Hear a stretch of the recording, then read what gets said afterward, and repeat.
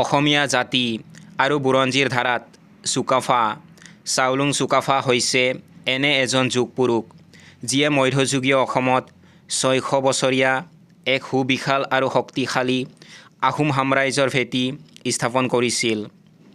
তেওঁ কেৱল এজন বিজয়ী ৰজাই নাছিল, বৰঞ্চ বিভিন্ন জনগোষ্ঠীক একত্ৰিত কৰি বৰ অসম গঢ়াৰ সপোন দেখা এজন দূৰদৰ্শী নেতা আছিল। 1228 খ্ৰীষ্টাব্দত পাটকাই পৰ্বত পাৰ হৈ আহি তেওঁ নামৰূপত আহোম ৰাইজৰ পাতনি মেলিছিল। চুকাফাৰ জন্ম হৈছিল 1189 চনত টাই চান পৰিয়ালৰ মংমাও বৰ্তমান চীনৰ ইউনান প্ৰদেশৰ ৰুইলিৰ ওচৰত নামৰ ঠাইত। তেওঁৰ পিতৃ আছিল চাও চাংনেও চাও চাংখুং আৰু মাতৃ নাংমং ব্লাকখাম চেন। তেওঁক আহোম পৰম্পৰাগত চাওলুং মহান প্ৰভু বুলি সন্মান জনোৱা হয়।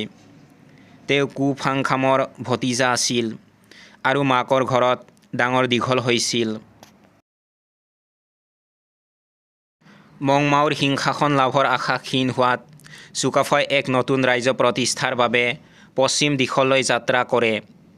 প্ৰায় 9000 অনুগামী আৰু সৈন্য লৈ তেওঁ 13 বছৰ ধৰি পাটকাই পৰ্বতৰ মাজেৰে যাত্ৰা কৰি 1228 খ্ৰীষ্টাব্দত অসমত প্ৰৱেশ কৰে। তেওঁ অহাৰ সময়ত অসমত মৰাণ, বৰাহী, নগা আদি জনগোষ্ঠীৰ লোক আছিল। চুকাফাই প্ৰথমে নগাসকলক পৰাস্ত কৰি পাছত মৰাণ আৰু বৰাহীসকলৰ সৈতে মিত্ৰতা স্থাপন কৰি তেওঁলোকক একত্ৰিত কৰে। 1253 খ্ৰীষ্টাব্দত তেওঁ শিৱসাগৰৰ চৰাইদেউত স্থায়ী ৰাজধানী স্থাপন কৰে। চুকাফাই কেৱল তৰোৱালৰ জোৰত নহয়, মৈত্ৰীৰ জোৰত ৰাজ্য বিস্তাৰ কৰিছিল। তেওঁ মৰাণ আৰু বৰাহীসকলৰ সৈতে সুসম্পৰ্ক বজাই ৰাখিবলৈ তেওঁলোকৰ জীয়ৰীক বিয়া কৰাইছিল।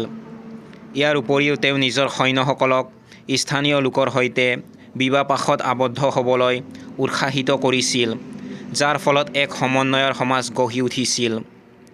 তেওঁ লগত 3 গৰাকী ৰাণী আৰু 2 গৰাকী পুত্ৰক লৈ আহিছিল।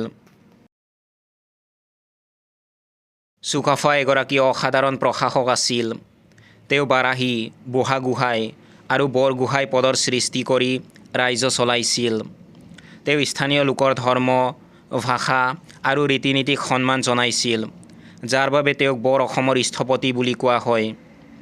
1268 খ্ৰীষ্টাব্দত এই মহান ৰজাজনৰ মৃত্যু হয়। তেওঁৰ মৃত্যুৰ সময়লৈকে আহোম ৰাজ্য উত্তৰে বুঢ়ীদিহিং, দক্ষিণে দিখৌ নৈ, পশ্চিমে ব্ৰহ্মপুত্ৰ আৰু পূবে নগা পাহাৰলৈকে বিস্তাৰিত আছিল।